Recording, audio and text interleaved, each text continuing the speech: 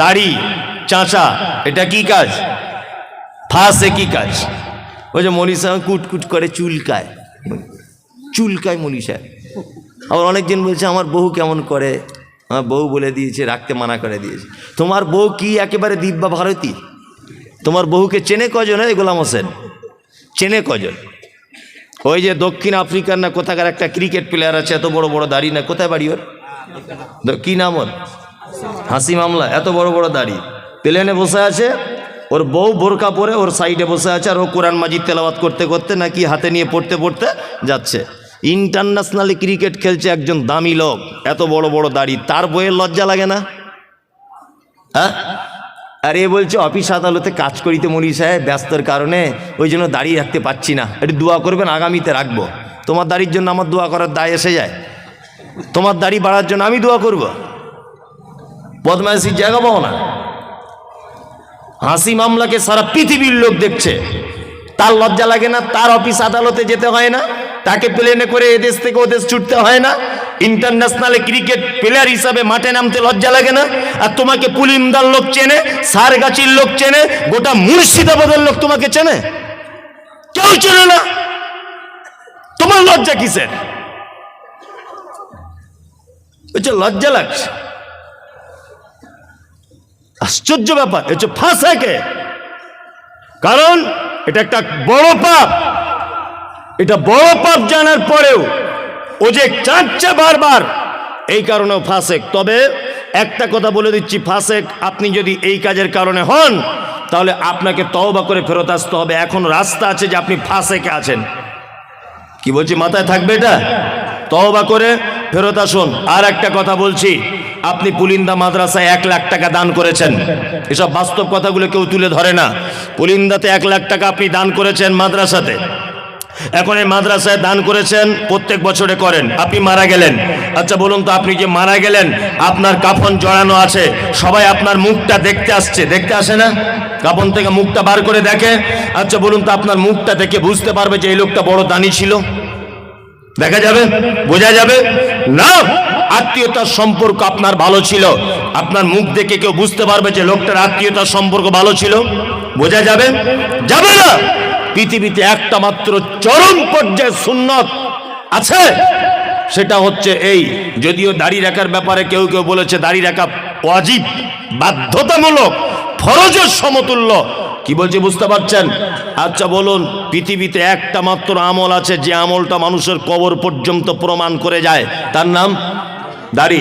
মানুষ মারা গেলে দাড়ি চেঁচে কবরে ঢোকায় না, এই অবস্থায় দেয়, এই অবস্থায় দেয়। অন্তত পক্ষে ফেরেশতারা দেখে বলবে আমাদেরই দলের লোক ছিল, অন্তত একটু আরাম হতে পারে হিসাবটা, বুঝলেন না? আর একেবারে শ্যাম্পু করা লোক যদি ঢুকে যায়, ফেরেশতারা যদি বুঝতে পেরে যায় এই ঢুকেছে রে, এবারে হিসাব কড়াকড়ি করে মার, বলবে কি বলবে না? বলবে, এটা বাস্তবতা। এইটা দেখে অন্তত পক্ষে ফেরেশতারা বুঝতে পারবে যে এটা আমাদেরই লোক ছিল, বুঝতে পারবে না? অনেক তো মেয়েরা আবার আছে, দাড়িওয়ালা ছেলে বিয়ে করতে চায় না, করে না? অনেক মেয়ে, ও কলেজে পড়ে নাকি একটু মডার্ন হয়েছে, শুনছি বলে কলেজে পড়ে মেয়েটা, বিশাল ডিগ্রি করছে, ওই জন্য দাড়িওয়ালা ছেলে পছন্দ করে না। অথচ যখন বিয়েতে বসে, ওর বরকে বলে দেয় ভালো পাঞ্জাবি আর ভালো টুপি পরবে, কিন্তু বিয়ে করার সময় দেখছি আব্দুল কাদের জেলানির মতো পাগড়ি আর পাঞ্জাবি পরে যাচ্ছে। কেন আন্ডার প্যান্ট পরে আসতে বলতে পারতে? মৌলভী সাহেবদের পছন্দ করো না, দাড়িওয়ালা পছন্দ করো না, তা বিয়ে করার সময় আমার ঢং করে মৌলভী সাহেবের মতো ভ্যাগ ধরতে বলছো কেন? যে পাঞ্জাবি পরতে এসো। আপনাদের এখানে বিয়েতে পড়ে বাচ্চা কাচ্চারা? পড়ে। আবার বিয়ে করতে এসে এইরকম করে আছে, মুখে রুমাল দিয়ে, মানে এত লজ্জার বেটাও আর কি। 3 লাখ টাকা পণ নিয়েছে হারাম কর, তখন লজ্জা লাগেনি।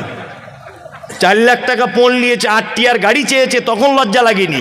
আর বিয়ে করতে গিয়ে এরকম করে বসে আছে, মনে হচ্ছে কোমরে লাঠি মেরে কোমরে হাড় ভেঙে দিয়ে। হারাম কর 3 লাখ টাকা চাইতে সবার সামনে লজ্জা লাগলো না, আর ঘোমটা দিয়ে বসে আছে, মানে লজ্জাপতি গাছ বেটে খেয়েছে। লজ্জা সরব আছে তোমার? বিয়াদব কোথাকারে? বাস্তব না অবাস্তব বলছি? পঞ্চাইতে লজ্জা লাগে না বেটির বাপের কাছে, বেটির বাপের কাছে টাকা চাইতে লজ্জা লাগে না। আর বিয়ে করতে গিয়ে পুরুষ মানুষ রুমাল দিয়ে বসে আছে এরকম করে। মানে কি একেবারে লজ্জাশীল পুরুষ, লজ্জা শরম থাকা দরকার। ওই জন্য যে সমস্ত মেয়েরা এ ব্যাপারে আপত্তি করেন, আপনাকে আমি বলে দিয়ে যাচ্ছি, কোনো মেয়ে যদি নিজে আপত্তি করে যে দাড়িওয়ালা ছেলে বিয়ে করব না, আমি মমতাজুল ইসলাম বলছি আপনি তার থেকে দূরে থাকুন। আখিরাতেও কল্যাণ হবে, দুনিয়াতেও কল্যাণ হবে। আপনার আখিরাতেও কল্যাণ, দুনিয়াতেও কল্যাণ। কারণ ও নারী নামের হস্তিনী। আল্লাহ নবীর একটা সুন্নত, আল্লাহ নবীর একটা কঠিন পদক্ষেপকে যে মেয়ে অঙ্গীকার করে সে মেয়ে মুসলিম থাকতে পারে না। শুনুন, আপনি নামাজ পড়েন না আলাদা ব্যাপার। আমি আপনাকে ধরেছি যে ভাই আপনি নামাজ পড়া ধরুন, আপনি বলছেন মৌলভী সাহেব লজ্জা লাগছে আপনাকে দেখে বারবার নামাজের কথা বলেন। সত্যি আমি খুব অপরাধী। ও মুসলিম, ও জানে নামাজ ফরজ, কিন্তু আমাকে দেখে ও লজ্জা পাচ্ছে।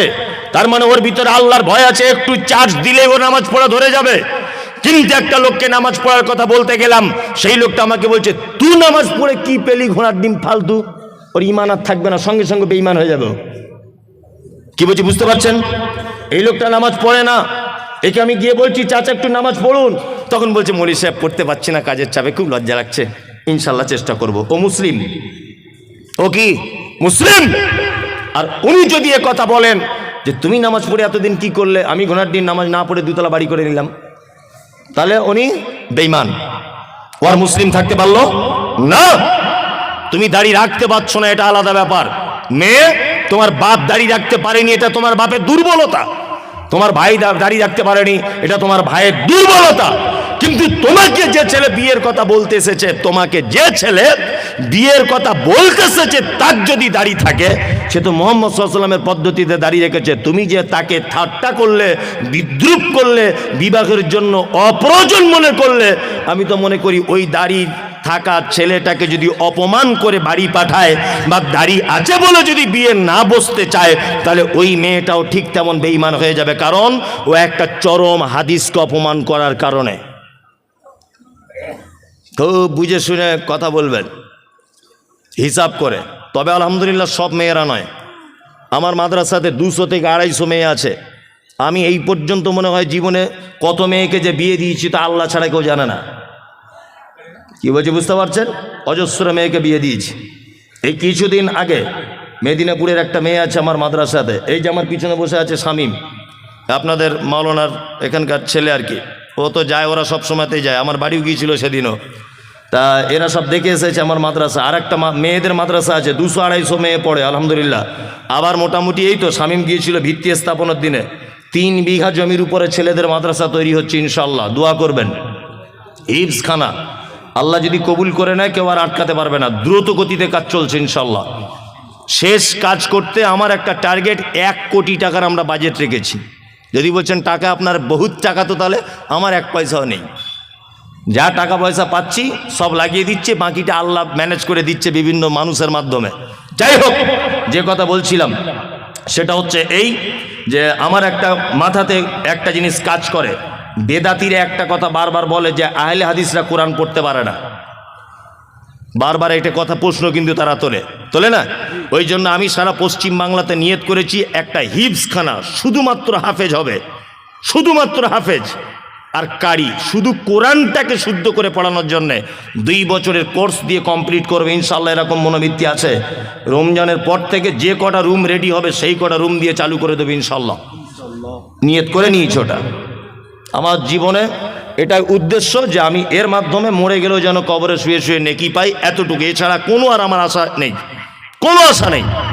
আপনাদের সারেগাছি আমার আজও মনে আছে যে আমাদের মহিলা মাদ্রাসার জন্য একজন মেয়ে, আমি তার নামটাম জানি না, হঠাৎ করে একদিন ফোন করে বলছে আমি 10,000 টাকা দিব, আপনি সারেগাছি মোড়ে দাঁড়ান, পুলিন্দা গ্রামেই বাড়ি তার।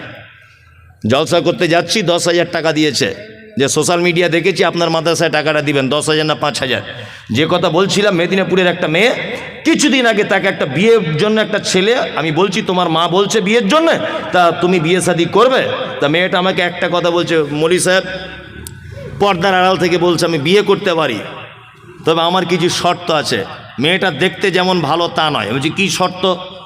বলছি 1 নম্বর ছেলেটার দাড়ি থাকতে হবে, 2 নম্বর 5 ওয়াক্ত নামাজি হতে হবে, 3 নম্বরে হালাল পদ্ধতির ইনকাম করতে হবে, তাহলে আমি তাকে বিয়ে করব, তাছাড়া করব না। তার মানে বুঝতে পারলাম এখন ইমানদারিনী নারী আছে পৃথিবীতে, আছে না? আছে, আছে। আজ থেকে 1 সপ্তাহ আগের কথা, ইন সার্চ অফ ট্রু ইসলাম, ফেসবুকে একটা পেজ আছে, ইন সার্চ অফ ট্রু ইসলাম, মিলন বলে নাম, মুর্শিদাবাদে বাড়ি। ছেলেটাকে জিজ্ঞাসা করবেন তার প্রমাণ। আজ থেকে 2 মাস আগে একটা মেয়ে ইসলাম গ্রহণ করেছে, ইসলাম গ্রহণ।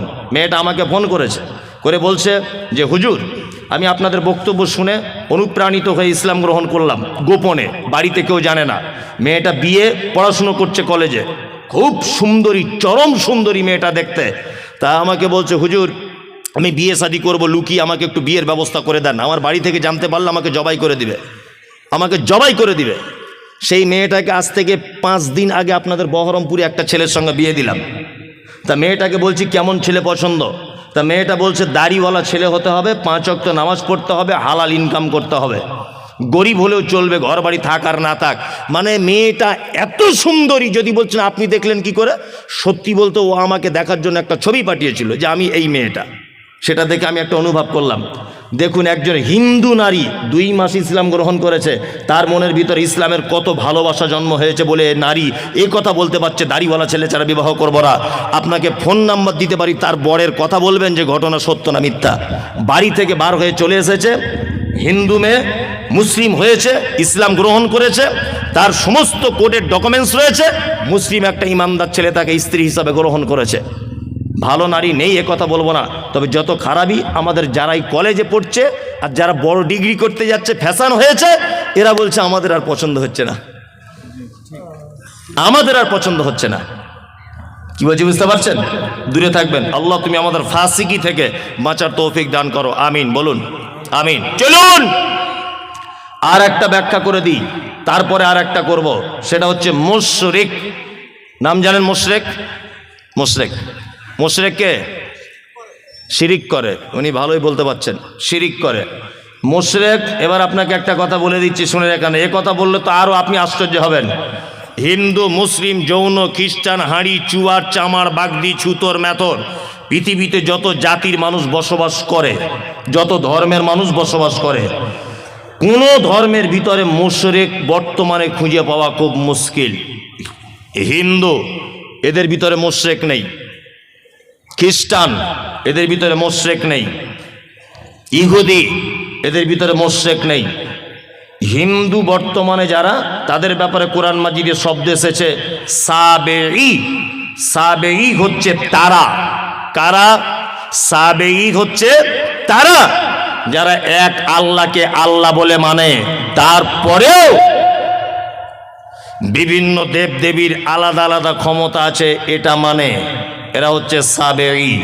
একটা হিন্দু ভাইকে জিজ্ঞাসা করবেন এত বৃষ্টি হচ্ছে কে দিচ্ছে, ও এক চান্সে বলবে বৃষ্টি দিচ্ছে উপরওয়ালা, বলবে না?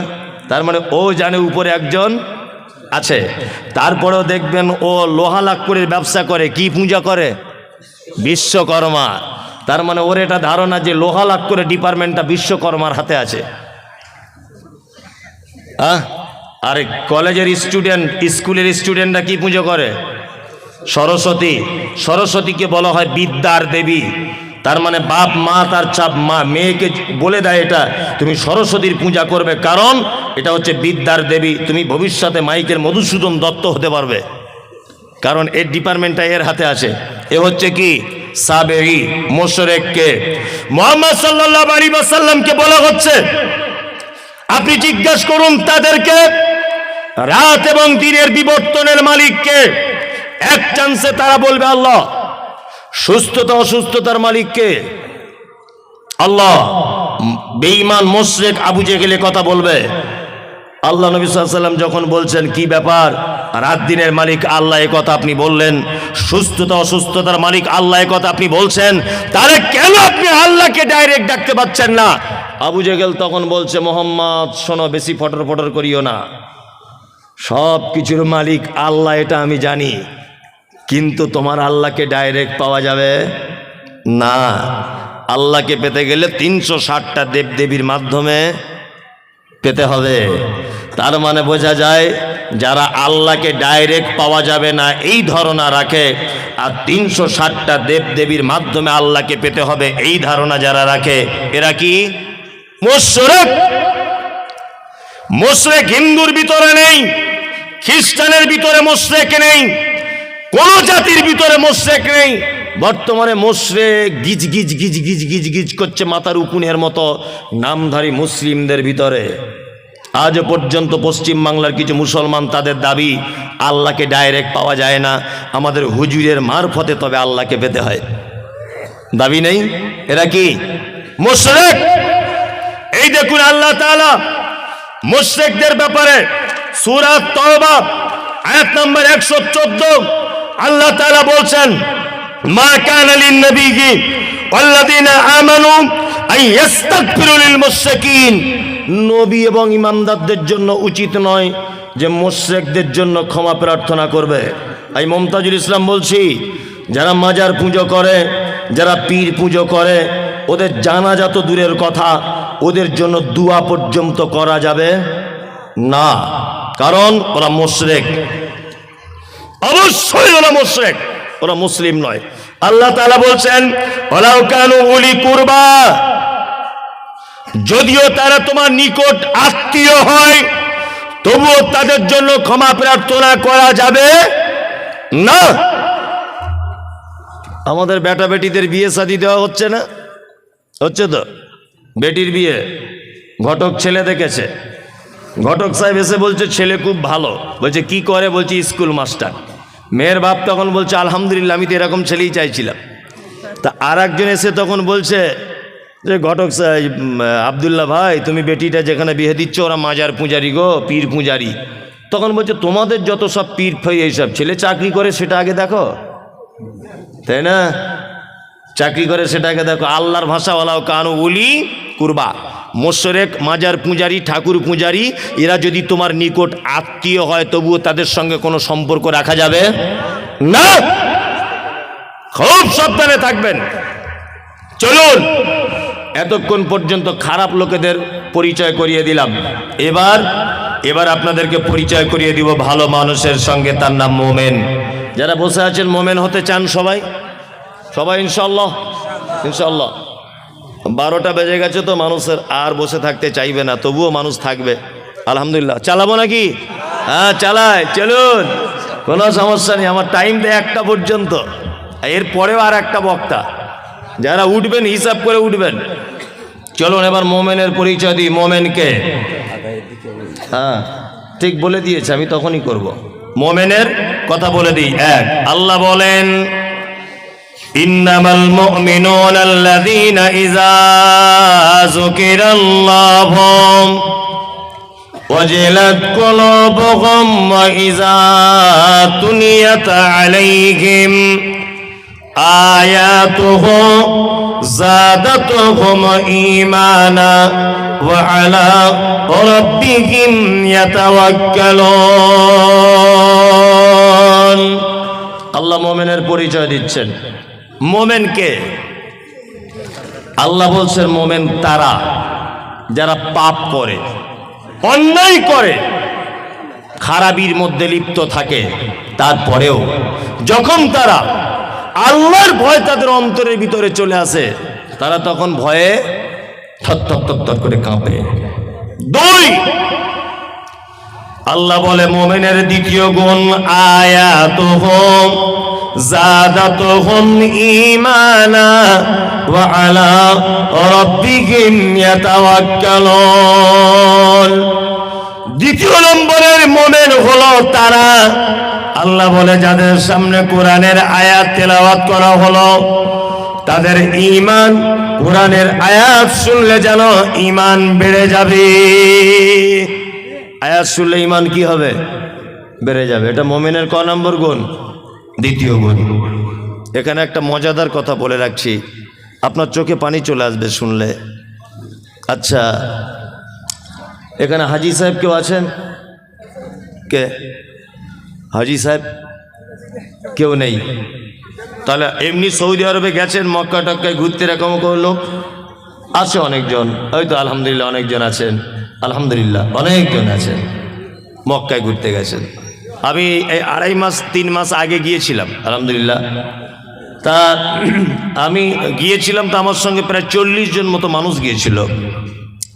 উত্তর দিনাজপুরের একজন চাচা গিয়েছিলেন, নিরক্ষর লোক, লেখাপড়া টেখাপড়া জানে না, কিছু বাংলাও জানে না, আরবি উর্দু হিন্দি কিচ্ছু বুঝে না, চাষি লোক। তা আমি যখন কাবাতে যখন তওয়াফ করছিলাম, চাচা আমার জামার কলারটা এইভাবে টেনে ধরে রাখছিল। তাই বারবার বলছি, চাচা তুমি আমার জামার কলার কেন ধরছো? হ্যাঁ, বলছি এত লোক যদি হারিয়ে যায়, আমার 3 বিঘা জমি ধান চাষ করা আছে, কি হবে তাহলে? শুধু এই টেনশন। আমি বলছি তুমি মরিবে কি বাঁচবে এটা দেখো, ও 3 বিঘা জমি ধান লাগানো আছে, ওই টেনশন ওর মক্কাতে ঘুম হয় না। কি ভাবলাম বুঝলেন? আল্লাহ তাহলে তুমি ধান যখন লাগানো আছে তুমি এলে কি করতে? হে যাই হোক, ভীতু লোক।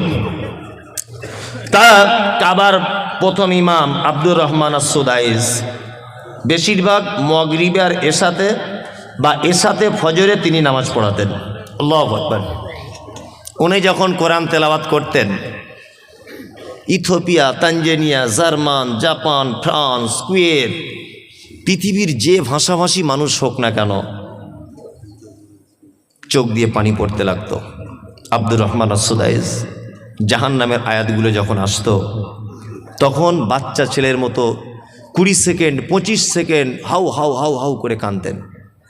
জাহান নামের আয়াতগুলো যখন আসতো, ফজরের নামাজ পড়ছি, রাত 10টার সময় তওয়াফ শুরু করতাম। দিনের বেলা ভিড় হতো বলে আমরা যেতে পারতাম না। রাত 10টা থেকে ফজর পর্যন্ত তওয়াফ করতাম কাবাতে, আল্লাহ করিয়েছে। যাই হোক, তা তওয়াফ করতে করতে ফজরের যখন আজান হয়, ওই সঙ্গে সঙ্গে সব লোক ঘুরে কাতারে দাঁড়িয়ে যায়। ঠিক বলছি তো? কাতারে দাঁড়িয়ে যায়। আমি দাঁড়িয়ে আছি, আমার পাশে ওই যে উত্তর দিনাজপুরের চাচা দাঁড়িয়ে আছে। নামাজ শুরু হয়েছে, আল্লাহু আকবার। সবাই হাত বেঁধে দাঁড়িয়ে গেল। কাবার প্রথম ইমাম আব্দুর রহমান আস-সুদাইস তিনি জাহান্নামের আয়াত তেলাওয়াত করছেন। আর আয়াত তেলাওয়াত করতে করতে তিনি যেন বাচ্চা ছেলের মতো করে কাঁদছেন। আমি কোরআনের একটু অল্প কিছু বুঝি, আমার চোখ দিয়েও পানি চলে এলো। আমিও বাচ্চা ছেলের মতো ডুকরে ডুকরে কাঁদতে লাগলাম। আমার পাশের চাচা কোরআন বোঝে না, বাংলা ভালো করে পড়তে জানে না, অশিক্ষিত লোক। চাচাও দেখছি ডুকরে ডুকরে কাঁদতে শুরু করে দিল। নামাজ শেষ হয়ে গেল। কাবা থেকে জমজমের পানি পান করে যখন ফাঁকে বার হয়ে গেলাম, চাচাকে ডেকে বললাম, চাচা সত্যি করে বলো দেখি, কাবার ইমাম আরবি ভাষী মানুষ, তিনি কোরআনের আয়াত বুঝতে পেরেছেন তাই কাঁদছেন। আমি মুমতাজুল 2 পাতা পড়া আলেম, আমি ব্যাপারটা বুঝতে পারলাম, এই জন্য চোখ দিয়ে পানি চলে এলো। তোমার কেন চাচা চোখ দিয়ে পানি চলে এলো বলো? চাচা তখন বলছে, বেটা মুমতাজুল, 70 বছর আমার বয়স, আমি 50 বছর যাবত আমাদের গ্রামের মসজিদে নামাজ পড়ি, কিন্তু কোরআন শুনলে অন্তর গলে না। কিন্তু আজকে আশ্চর্য ব্যাপার, কাবা শরীফে নামাজ পড়তে এলাম, আর কাবার ইমামের তেলাওয়াত শুনে আমার চোখ দিয়ে পানি বার হয়ে গেল। আমিও বাচ্চা ছেলের মতো ডুকরে ডুকরে কেঁদে দিলাম। আমার আল্লাহর কোরআনের আয়াতের কথা মনে হলো। আল্লাহ বলে, আয়াতুহুম যাদাতুহুম ঈমানা ওয়া আলা রাব্বিহিম ইয়াতাওয়াক্কালুন। মুমিন হলো তারা, তাদের সামনে যখন কোরআনের আয়াত তেলাওয়াত করা হয়, তাদের ঈমান তখন বেড়ে যায়। চাচা তুমি কোরআন জানো না, তুমি কোরআন পড়তে জানো না, কিন্তু তুমি 1 লক্ষ টাকা খরচা করে কাবায় চলে এসেছো। তোমার ঈমানের পরিপূর্ণতা লাভ করেছে, তোমার ঈমান কাজ করছে। ওই জন্য চাচা আমার গলা ধরে হাউ হাউ করে বলছে, কাঁদছে আর বলছে, বেটা মুমতাজুল, তুমি আমার বেটার থেকে অল্প বয়সের, কিন্তু কোরআন শুনলে যে চোখ দিয়ে পানি চলে আসে, আজকে তার জ্বলন্ত প্রমাণ পেলাম। ওই জন্য বলি বন্ধু, টাকা দার্জিলিং এ গিয়ে নষ্ট না করে দিয়ে, গ্যাংটকে গিয়ে নষ্ট না করে, ওই আপনার সুন্দরবন বেড়াতে গিয়ে টাকা নষ্ট না করে, একবার অন্তত পক্ষে 80-90 হাজার টাকা খরচা করে কাবায় চলে যান, আপনার ঈমান বেড়ে যাবে। আল্লাহ বলছে, মুমিন তারাই তো মুমিন যাদের সামনে আমার কোরআন তেলাওয়াত করা হবে, ইমাম সাহেব তেলাওয়াত করবে, পিছনে মুসল্লি দাঁড়িয়ে থাকবে, আর তার ঈমান যেন আস্তে আস্তে করে বেড়ে যাবে। আমাদের ঈমান বাড়ে। ফজরের সময় দুটো আয়াত যদি ইমাম সাহেব বেশি করে যদি তেলাওয়াত করে দেয়, তা মুসল্লিরা ঝামেলা লেগে যায়, ঝামেলা লেগে যায় না, ঝামেলা লেগে যায়। আল্লাহ বলে মোমেন তারা ওয়া আলা রাব্বিহিম ইয়াতাওয়াক্কালুন। মোমেনের 3 নম্বরের গুণ খায়রিহি ওয়া শাররিহি মিনাল্লাহি তাআলা। মোমেন যা কিছু হবে আল্লাহর উপরে ভরসা করবে। মোমেন কার উপরে ভরসা করে? আল্লাহর উপরে। হায়াত মওতের মালিক কে? আল্লাহ। রুজির মালিক আল্লাহ। দোকান করেছে, ঈমান আছে তো? দোকান করেছে, দোকানের পিছনে দেখছি একটা তাবিজ ল্যামিনেশন করে টাঙানো আছে, তাই না? তা চাচা তোমার এই তাবিজ কি ব্যাপার? বলছি বেচাকেনায় বরকত হবে। তাই বলছি কে দিয়েছে? বলছি আমাদের হেড মাওলানা দিয়েছে। বোঝানোর জন্য বলছি। তাই হেড মাওলানা যদি এত বরকতের তাবিজ দেওয়া শিখে গেছে, তা তাবিজটা নিজের কাছেই রাখতে পারে। এত বরকতের জিনিস বিচি দিলে কি করে? হ্যাঁ, ঈমান আছে তো?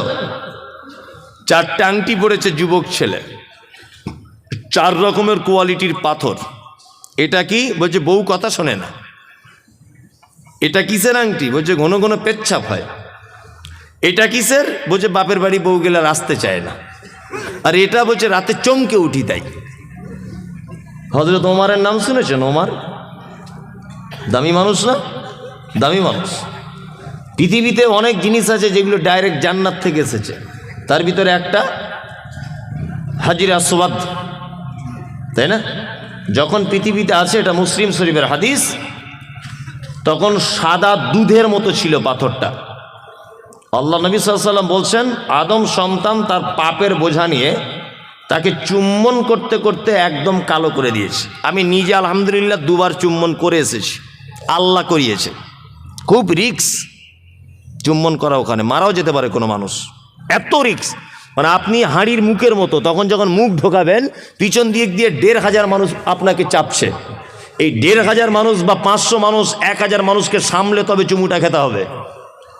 ওই জন্য আমি বলি আমাদের বাঙালিদের একটা বদ অভ্যাস, বুড়ো না হলে হজে যায় না। হজে বুড়ো বয়সে গেলে 10 পয়সাও দাম নাই, এমনি টাকা খরচাই হবে, ও কিছুই করতে পারে না।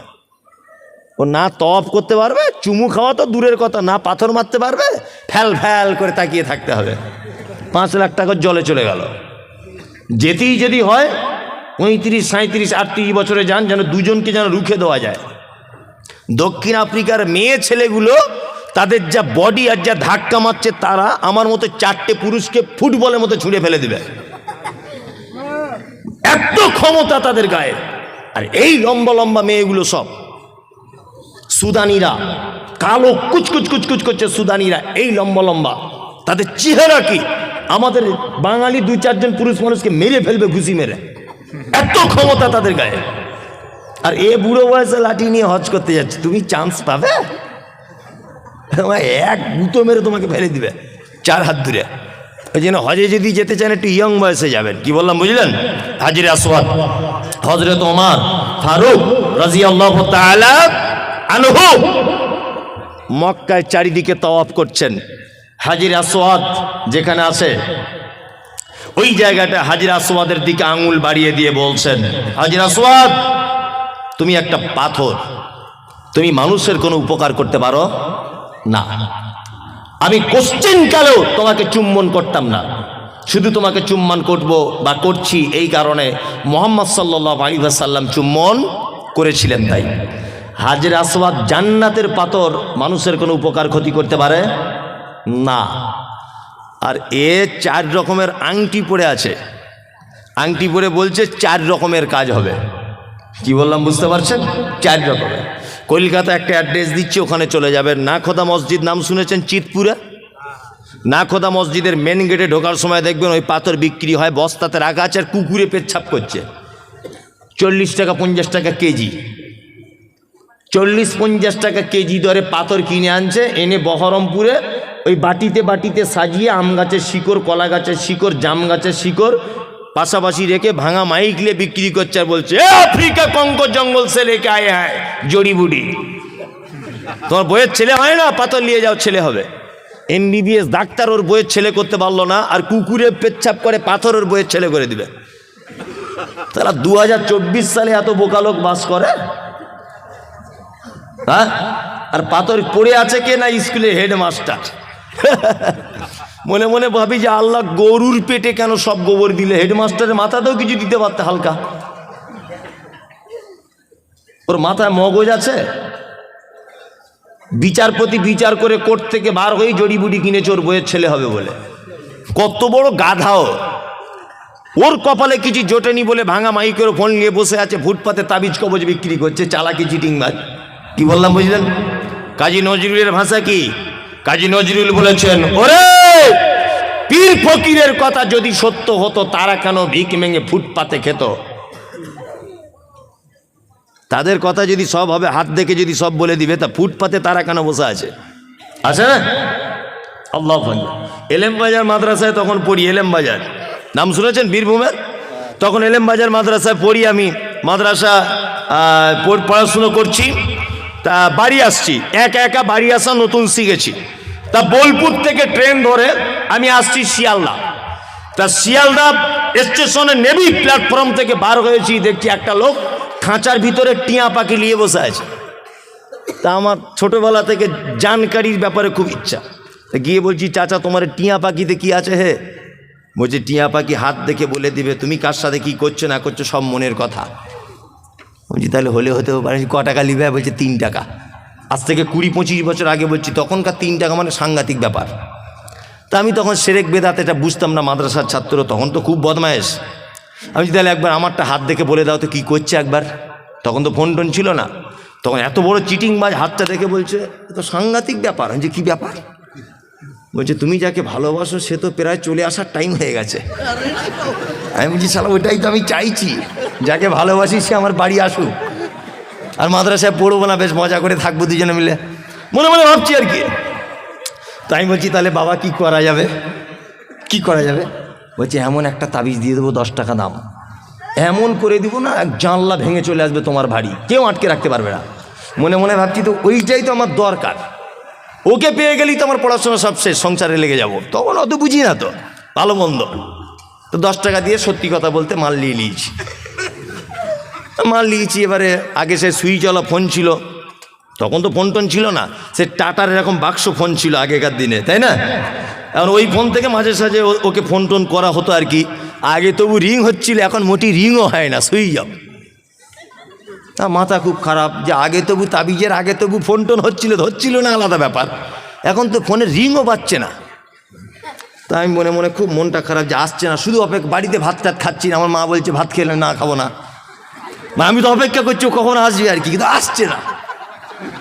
মাদ্রাসায় ফের যখন ফিরে যাচ্ছি আর কি, যে ওকে ধরবো, আর মাদ্রাসায় পড়া ছেলে ও তো জানে না, কঠিন খাতারনাক। আরও যারা মাদ্রাসায় অর্ধেক পরে ছেড়ে দিয়েছে, এরা এই রাস্তা দিয়ে চললে ইবলিশ শয়তান 13 কিলোমিটার দূর দিয়ে যায়। যে হাফ মাদ্রাসায় পড়ে ছেড়ে দিয়েছে, ও যদি এই রাস্তা দিয়ে হাঁটে পুলিন্দার, তো ইবলিশ শয়তান 13-14 কিলোমিটার দূরে চলে যাবে, যে ওরে বাবা সাংঘাতিক, আমার থেকে বড় আসছে, ও ধারে পাশে যাওয়া যাবে না। আর মাদ্রাসার ছেলেরা বদমাশ হওয়ার কারণ আছে, সব খারাপ মালগুলোতে এক জায়গায় থাকে, আর ভালো মাল সব আলামিন মিশনে পড়ছে, বুঝলেন না? বাড়িতে টিকতে পারছে না, কলা চুরি, এর পুকুরের মাছ চুরি সহ্য করতে পারছে না, চল মাদ্রাসায় পুলিন্দায় দিয়ায়, হেড মৌলবি তুই এখন বোঝ যা পারবি কর। ঘটনা তাই না? তাই আমি তো ভুক্তভোগী, আমি তো মাদ্রাসা চালাচ্ছি, আমি জানি। কি বলবো আপনাকে? তা যাই হোক, তা যাবার সময় তো লোকটাকে বলছি, চাচা কাকা সে ওই দিন তাবিজ দিলে কই এলো না তো। চিটিংবাজদের কি হয় দেখুন, আবার বলছে দেখি হাতটা দেখি, তা হাতটা দেখে এরকম করে বলছে এ তো কঠিন ব্যাপার। যে কী ব্যাপার? ঘটনা কি? বলছে এই যে দাগটা বেঁকে গেছে না এইদিকে। হ্যাঁ বেঁকে গেছে, তো কী হলো? বলছে আগের দিন তো বেঁকা ছিল না, আজকে বেঁকে গেল কি করে? বলছে আমি যা এখানে দেখতে পাচ্ছি হাত দেখে, আগের দিনে তোমায় তাবিজ দিয়ে আমি ওকে বার করতে চাইলাম, ওর মা দেখতে পাচ্ছি কোথাও আবার 150 টাকার তাবিজ দিয়ে আটকে রাখার তাবিজ করেছে। এছাড়া দুটো তাবিজে মারামারি লেগে গেছে, যার দাম বেশি তার কাজ বেশি। ওই জন্য তুমি যদি 250 টাকার তাবিজ কেনো তাহলে এবার আসার চান্স আছে। তখন আমি ভাবছি পাক্কা চিটিং মাছ, মাদ্রাসায় পড়া ছেলে। আমি ওকে বলছি তাহলে আমার কাছে তো 250 টাকা নেই, তা যে 10-20 টাকা আমার আব্বা দিয়েছে মাদ্রাসায় যাওয়ার জন্য, এক কাজ করি লটারির টিকিট কাটি, 50,000 টাকা ফার্স্ট প্রাইজ কোন নাম্বারে পড়বে একটু দেখে বলে দেন, ওইটা কাটবো। বলছি ওইটা বলা যাবে না, যে ওই চিটিং মাছ। আমি কার সাথে লাইন মারছি তুমি বলে দিতে পারছো, আমার বউ আসবে কিনা তুমি বলে দিতে পারছো, কার বউ কার সঙ্গে আছে এটা বলে দিতে পারছো, কে কার সাথে প্রেম করে আঙুল দেখে বলে দিতে পারছো, আর চিটিং মাছ কোন নাম্বারে ফার্স্ট প্রাইজ এটা বলতে পারো না? হ্যাঁ, তার মানে এই যে কাজী নজরুলের কথা ঠিক, পীর ফকিরের কথা যদি সত্য হতো, ফুটপাতে তারা কেন ভিক মেঙে খেত? হ্যাঁ, লটারির টিকিট বিক্রি করছে আর বলছে এইটায় পড়ে যাওয়ার চান্স আছে। তাই আমি বলছি হারাম করে পড়ে যাওয়ার চান্স আছে, 1 কোটি টাকা ফার্স্ট প্রাইজ, তুই ওটা বাড়িতে রেখে দে, তুই কেন বিক্রি করছে? তুই বাড়িতে রাখ। আল্লাহ বলেন ইয়াতাওয়াক্কালুন, মোমেন তারা সর্ব ব্যাপারে ভরসা রাখবে কার উপরে? আল্লাহর উপরে। খাওয়া হোক না হোক, বন্যা হয়ে যাক, খরা হোক, বিপদে পড়ুক, সুস্থ থাকুক, অসুস্থ হয়ে থাকুক, এক কথায় বোঝা যায় যাবতীয় ব্যাপারে মোমেন কার উপরে ভরসা করবে? আল্লাহর উপরে। আল্লাহ তারপরে বলেন আল্লাযীনা ইউকিমুনাস সালাত, আর মোমেন তারা যারা সালাত আদায় করবে, নামাজ পড়বে। 5 ওয়াক্ত নামাজ পড়েন তো? পড়ছেন? কারা কারা পড়ছেন দেখি, তাহলে চোর ধরা পড়বে। কারা কারা পড়ছেন সবাই হাত তুলুন, তাহলে চোর সব ধরা পড়ে যাবে। নামাজ পড়ুন, নামাজ পড়ুন। কি বললাম বুঝলেন? নামাজটা পড়ুন। জি চলুন। আল্লাহ তারপরে বলেন আল্লাযীনা ইউকিমুনাস সালাতা ওয়া মিম্মা রাযাকনাহুম ইউনফিকুন। মুমিনের 5 নম্বরের গুণ, ওরাই হলো মুমিন যাদেরকে আমি আল্লাহ রুজি দিয়েছি, সেই রুজি থেকে তারা মাদ্রাসা মসজিদ মক্তব অসহায় গরিব দুস্থ মানুষদের মাঝখানে দান করে দেয়। কি বললাম বুঝলেন? মোমেনের 5 নম্বরের গুণ কি? মোমেন দান করে। এখানে একটা কথা বলে দিই, এটা বাংলায় প্রবাদ আছে, ভ্যাক না করলে ভিক মেলে না, আছে না? আমার আদায়কারী বক্তব্য রেখেছে, কমিটি আমাকে আবার এখানে বসে বসে বলছে একটু বলুন, আর আমাকে মাদ্রাসায় পড়িয়ে দিয়ে এসেছে 1.5 ঘন্টা বক্তব্য, আর লাস্টে একটু দেখবেন। মাদ্রাসাটা এইভাবেই চলে। তাই আপনারা উঠে যাচ্ছেন কেন? আমি তো এখনও বক্তব্য রাখবো, কেউ পালাবেন না। আমি জানি আদায়ের কথা বললে মোটামুটি ওর অ্যালার্জি শুরু হয়ে যায় আর কি, তারপরেও বলছি অ্যালার্জি করিয়ে লাভ নেই। আমি চমৎকার একটা হাদিস এখন শোনাবো সহিহ বুখারী থেকে। যারা বসে আছেন এইদিকে ফিরুন। আচ্ছা, নবীকে কেউ চোখে দেখেছেন? কিয়ামতের দিনে যেন একটু নবীর সাথে দেখা হয়, এই আশা কার কার আছে? তুলুন। এই যে ভ্যাক না করলে ভিক মেলে না। এই গ্রামের একটা ছেলে এই গ্রামে ভিক্ষা করে, পুলিন্দা গ্রামে, তার প্রতিদিন 1.5 কেজি 2 কেজি করে চাল হয়। আর সারগাছির একটা মেয়ে ভিক্ষা করতে আসে এই গ্রামে, তার প্রতিদিন চাল হয় 15-20 কেজি। গ্রামের ছেলেটা মনে মনে ভাবছে আমি পুলিন্দার বেটা, আমার ভিক দেয় না কেউ, 1.5 কেজি 2 কেজি হয়, আর ও সারগাছি থেকে আসে টোটো গাড়ি করে, ওর 20 কেজি এটা হয় কি করে? নিশ্চয়ই ভিক করার কোনো ক্যাপাসিটি আছে, দেখবো কেমন করে ভিক চায়। সারগাছি থেকে মেয়েটা এলো টোটো গাড়ি করে পুলিন্দা গ্রামে দুপুর 12টার সময়। মাস্টার আব্দুল্লাহর দরজার সামনে দাঁড়িয়ে মেয়েটা বলছে আমি নবীর বেটি ফতেমা, বাড়ি আমার মদিনা, ভিক নাকি দিলে তোরা জান্নাত পাবি না। ছেলেটা তখন বলছে ওরে চিটিংবাজ, নবীর বেটি বলছি রে। মেয়েদের মন খুব নরম, নরম না? ওরা দেখবেন ডিম পাড়া মুরগি মরে গেলেও যেমন কাঁদে, ওর বাপ মরে গেলেও তেমন কাঁদে, ওদের মন এত নরম, তাই না? তা আব্দুল্লাহর বউ বলছে ওরে দুপুরবেলাতে এখন নবীর বেটি বলে কে কথা বলছে, হলে হতেও পারে হয়তো রূপ সেজে এসেছে। মেয়েদের মন তো এরকম হয় না? ছেলেটা গ্রামের ছেলেটা ভাবছে কি ব্যাপারে নবীর বেটির নামে চাল তুলছে, দাঁড়া তোর 12টা বাজাচ্ছি। মেয়েটা আর একটা বাড়ি গেল, গিয়ে বলছে আমি নবীর বেটি ফতেমা, বাড়ি আমার মদিনা, বিকে নাকি দিলে তোরা জান্নাত পাবি না। বাড়ির বউটা ভাবছে নবীর বেটি বলছে, হলে হতেও পারে, 1.5 কেজি চাল মেরে দে। 1.5 কেজি চাল দিয়ে দিলে ওর দেখা যাচ্ছে 20-25 কেজি হয়ে গেল। এই ফতেমার স্বামীর নাম কি ছিল?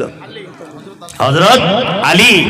মেয়েটা আর একটা বাড়িতে গেল, গিয়ে বলছে আমি নবীর বেটি ফতেমা, বাড়ি আমার মদিনা, ভিকে নাকি দিলে তোরা জান্নাত পাবি না। এই গ্রামের ছেলেটারা সহ্য হলো না, মেয়েটার পাছনে আস্তে আস্তে করে দাঁড়িয়ে গিয়ে বলছে আমি হলাম হযরতে আলী, এতদিন তুই কোথায় ছিলি? তোর প্রেমেতে পাগল আমি, আজকে তোকে ছাড়ব না। তুই যদি ফতেমা হবি, আমি তোর বর স্বামী, স্বামী স্ত্রী ব্যাপার চাল যাওয়া হবে, হাফ হাফ করে লেলে মারামারি লেগে গেছে, কঠিন মারামারি চলছে, বুঝলেন? স্বামী স্ত্রী ব্যাপার, তার মানে বোঝা যায় ভ্যাক না করলে ভিক মেলে না।